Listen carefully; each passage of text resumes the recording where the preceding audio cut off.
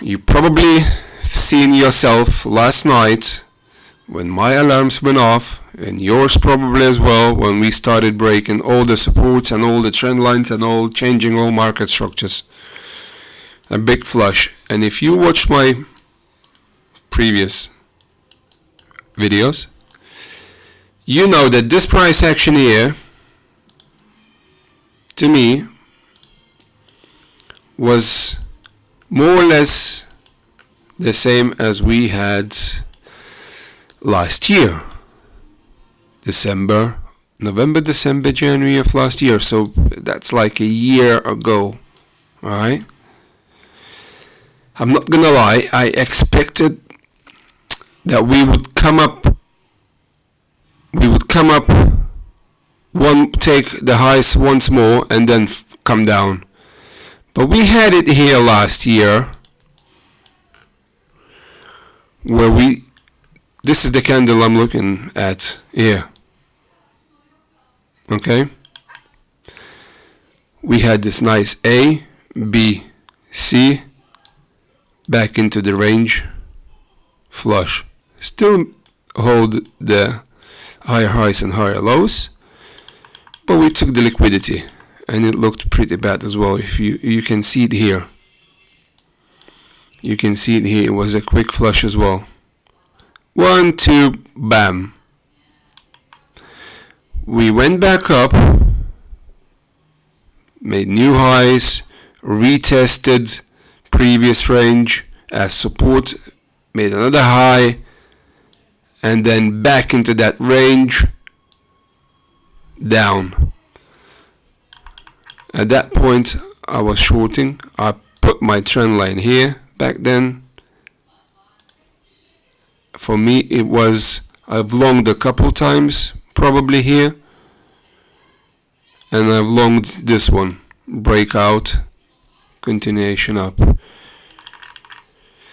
So basically looks exactly the same as last year.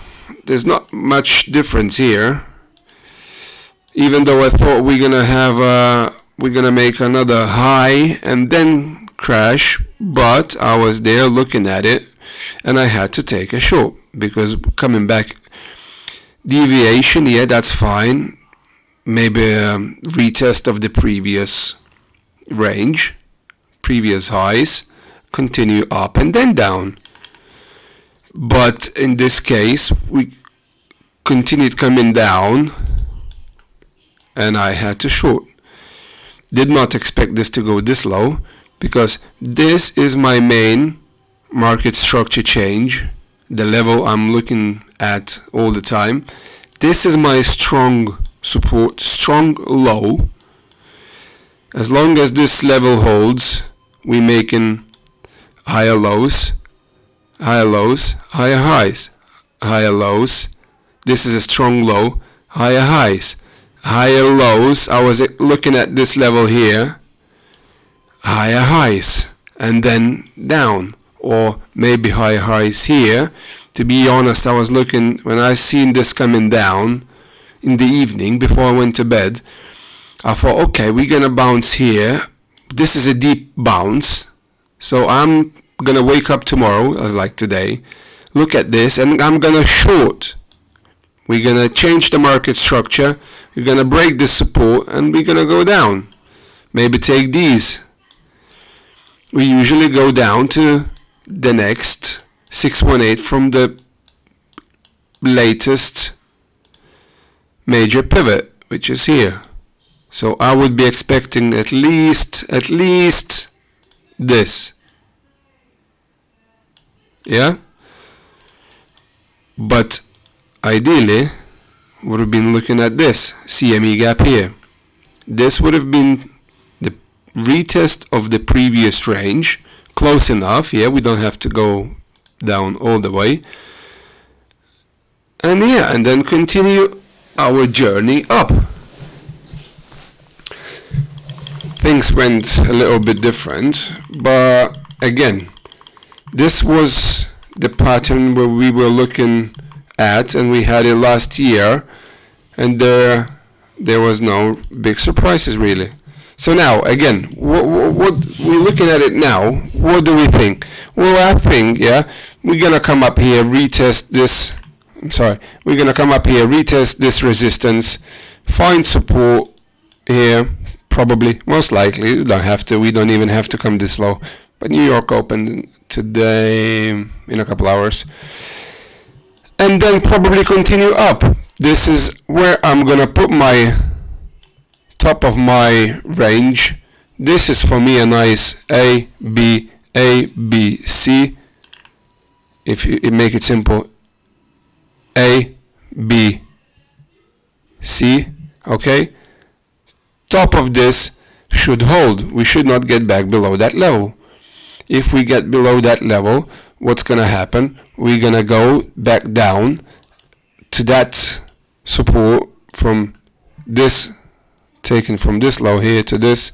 At the moment it's up here.